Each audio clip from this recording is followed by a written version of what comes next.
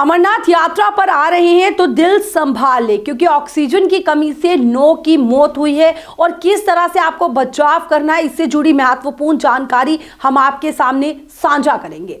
अमरनाथ यात्रा पर आ रहे हैं तो सिर्फ स्वास्थ्य प्रमाण पत्र ही फिटनेस का जो प्रमाण है वो ना मान ले, क्योंकि दुर्गम मार्ग पर पल पल बदलने वाला मौसम और कई जगहों पर ऑक्सीजन की कमी से श्रद्धालुओं के दिल पर आघात कर रही है। ऑक्सीजन की कमी की वजह से एक हफ्ते पहले शुरू हुई यात्रा में 9 श्रद्धालु हृदय गति रुकने की वजह से अपनी जान जो है वो गंवा चुके हैं। सिर्फ 2 दिन में 6 श्रद्धालुओं की हृदयघात से मौत हो गई है और इनमें एक इंडो तिब्बत पुलिस के एक अधिकारी भी शामिल है। डॉक्टरों का इस पर कहना है कि जो ये यात्रा है वो उच्च पर्वतीय इलाकों के दुर्गम रास्तों से गुजरती है, जहां ठंड बहुत होने के साथ ऑक्सीजन कम रहती है। ऐसे में दिल पर सबसे ज्यादा दबाव पड़ता है, इसलिए यात्रा पर रवाना होने से पहले ही आप जो है खुद को इसके लिए तैयार करना बेहद जरूरी है। किस तरह से आपको तैयार रहना इस यात्रा के लिए, सिर्फ स्वास्थ्य प्रमाण पत्र के सहारे ही यात्रा करने की भूल नहीं करनी चाहिए। यात्रा शुरू होने के एक हफ्ते के अंदर 9 श्रद्धालुओं की हृदयघात से मौत हो चुकी है। ऊंचे पहाड़ों के दुर्गम रास्तों से होकर गुजरती है बाबा अमरनाथ की पवित्र गुफा। ठंड बहुत ज्यादा और ऑक्सीजन की कमी होने की वजह से हृदयघात का रहता है काफी डर। और आपको बताएं कि इन मुश्किल जो ये यात्रा है इस पर रवाना होने से पहले आपको खुद को इसके लिए पूरी तरह से तैयार करना बेहद जरूरी है। जैसे कि आप सभी जानते हो कि पहला जत्था जो है अमरनाथ यात्रा का वो 30 जून को रवाना हुआ था। जम्मू के भगवती नगर इलाके में स्थित आधार शिविर से यात्रा के लिए पहला जत्था जो है वो 30 जून को रवाना हुआ था और 1 जुलाई को श्रद्धालुओं ने दर्शन किए थे। आपको बताएं कि राजस्थान निवासी रोशन लाल के अलावा आंध्र प्रदेश के 67 साल के एक यात्री और इंडो तिब्बत पुलिस के एक अधिकारी की यात्रा के दौरान हृदयघात से मौत हो गई।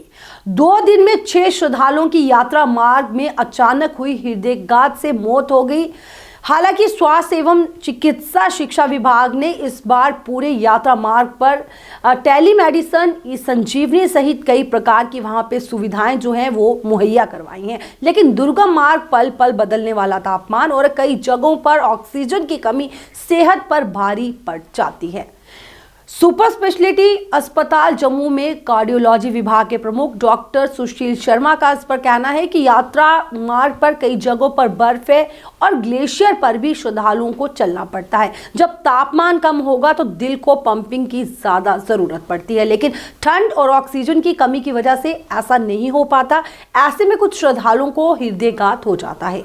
बेहतर यही है श्रद्धालु खुद को वहां के मौसम के अनुकूल भाले और हर दिन जो है वो एक्सरसाइज यानी व्यायाम करें और पैदल चलें।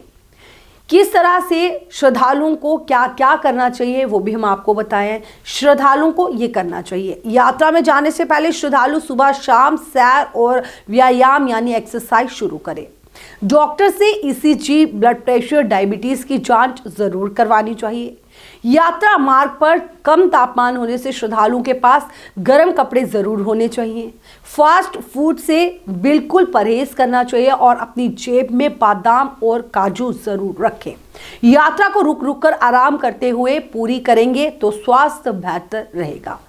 अस्थमा, डायबिटीज, ब्लड प्रेशर और साथ ही हृदय रोग से पीड़ित व्यक्ति यात्रा जो है वो ना करें। पंचतरनी से भवन तक का रास्ता सबसे ज्यादा संवेदनशील है। यात्रा मार्ग पर कई बार ड्यूटी दे चुके डॉक्टर विनोद खजूरिया का इस पर यह कहना है कि पहलगाम मार्ग पर पिस्सू टॉप और गणेश टॉप की चढ़ाई सबसे ज्यादा मुश्किल है और इन जगहों पर यात्रा करते समय सभी को जो श्रद्धालु हैं उन्हें सावधानी बरतनी चाहिए। कई बार यात्री एक दिन में ही यात्रा पूरी करने का प्रयास करते हैं। हेलीकॉप्टर से भवन जाते हैं। गर्म और मैदानी क्षेत्रों से आने वाले जो ये श्रद्धालु हैं, जैसे ही पंचतरनी से पैदल भवन की ओर आते हैं तो उन्हें परेशानी आना शुरू हो जाती है। पहाड़ी मार्गों पर चलने के लिए अभ्यस्त नहीं होते, जिससे खतरा ज्यादा रहता है। स्वास्थ्य के लिहाज से पंचतरनी से लेकर भवन तक सबसे अधिक संवेदनशील क्षेत्र है।